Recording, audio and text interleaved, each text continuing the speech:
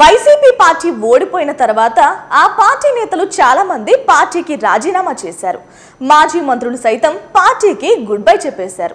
YCP నుంచి వెళ్లే నేతలే ఎక్కువగా కనిపిస్తున్నారు తప్పితే వైసీపీలోకి వచ్చే నేతలు ఎవరూ కనిపించడం లేదు.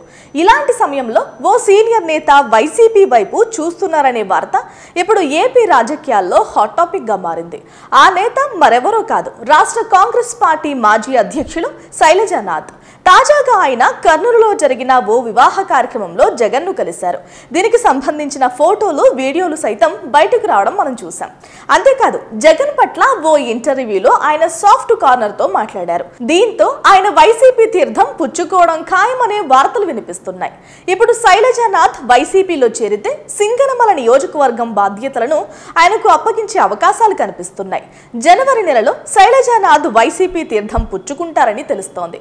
ఇదే కనుక జరిగితే సింగనమల నియోజకవర్గంలో ఫ్యాన్ జోర్ పెరగడం ఖాయంగా కనిపిస్తోంది.